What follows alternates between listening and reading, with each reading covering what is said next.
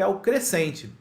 A inclusão do Irã no grupo BRICS adiciona uma camada extra de complexidade a esses fatores.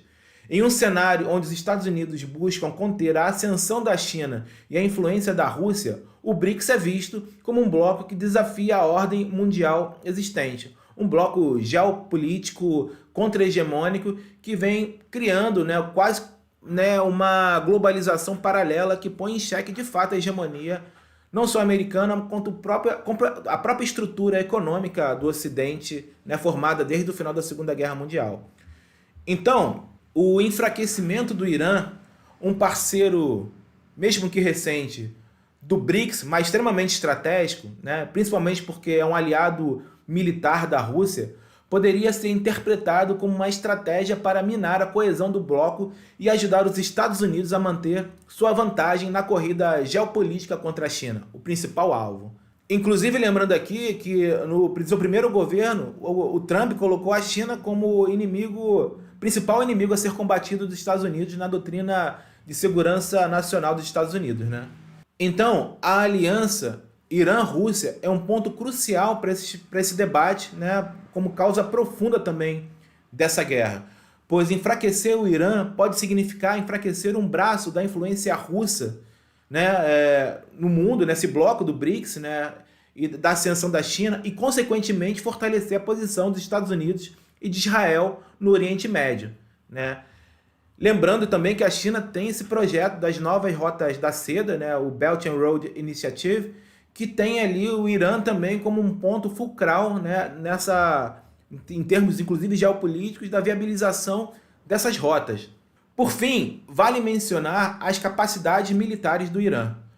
O país possui um extenso programa de mísseis balísticos com alcance que pode atingir Israel, como tem demonstrado os ataques de Irã a Israel, que vem surpreendendo o mundo com a capacidade de resistência e inclusive de furar a famosa defesa de mísseis de Israel, o Iron Dome, por exemplo, e o Arrow, que é a base que mantém a segurança de Israel. Então, os mísseis balísticos do Irã, inclusive mísseis hipersônicos, que aí tem todo um debate se a Rússia tem cedido esses mísseis ou a tecnologia para fabricá-los ao Irã, mas o fato é que esses mísseis têm furado a defesa de Israel. Então, há uma incerteza sobre a origem desses supostos mísseis hipersônicos, que, como eu falei, que o Irã vem usando, porque sabe-se que é de fabricação russa, então assim, não sabe se os mísseis iranianos são de fabricação própria ou fornecidos pela Rússia como parte dessa aliança militar. E esse fator adiciona outro elemento de complexidade, dada a velocidade, como eu falei, inclusive manobrabilidade, a capacidade de manobrar esses mísseis, que tornam um exemplo dessa aliança no campo de batalha, e que vem dando uma vantagem importante para o Irã, apesar da capacidade de ataque de Israel ser muito maior, mas uma capacidade também do Irã provocar dano em Israel pela dificuldade de interceptação desses mísseis, pela estrutura de defesa de mísseis de Israel, como eu falei, o Iron Dome e o Arrow. Futuro incerto, risco de uma guerra total. Então a situação atual é de extrema volatilidade. Com a entrada direta dos Estados Unidos na guerra, o risco de que a espiral de ataques e retaliações continue a escalar é ainda maior, com consequências imprevisíveis.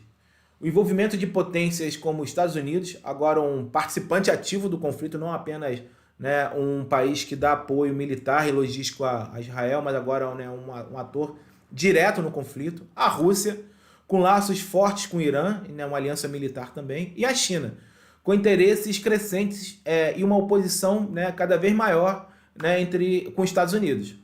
Então, todos esses fatores trazem, as peças desse tabuleiro geopolítico que traz uma preocupação muito grande sobre os desdobramentos e a possível escalada. E aí as questões centrais. Poderíamos estar caminhando para uma guerra por procuração ainda maior, onde cada superpotência apoia seu aliado, ou no pior dos cenários, um conflito direto com essas potências, com o potencial de se transformar em uma guerra de proporções globais. Aí todo o alarde em relação à possibilidade de uma terceira guerra mundial.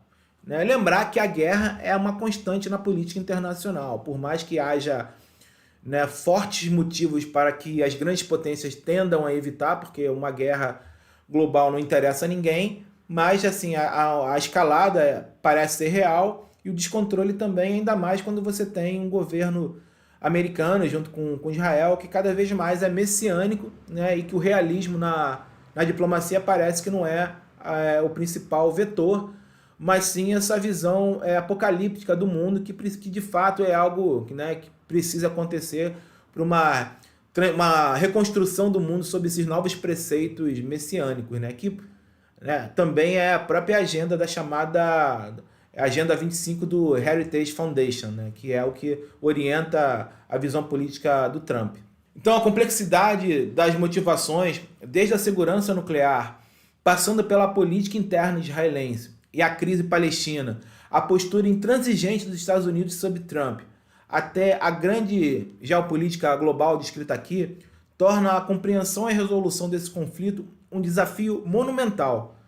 O desfecho é incerto e o mundo aguarda para ver se a diplomacia, agora mais fragilizada do que nunca, né, ainda pode prevalecer sob a beira do abismo. Ou seja, estamos dançando sobre a beira do abismo num período em que o principal vetor dessa estrutura geopolítica internacional, trazendo aqui elementos da própria teoria da estabilidade hegemônica, era o provedor de estabilidade, né, no mundo, e que hoje é o centro de desestabilização, colocando em xeque as organizações internacionais, o próprio direito internacional, o regime internacional, trazendo o que Muniz Bandeira chamou da desordem mundial. Esse é o perigo dessa desordem mundial finalmente desencadear a famosa armadilha de Tucídides e nos levar a uma guerra de fato mundial. Então, é isso aí. Estamos dançando no abismo e acompanhe para os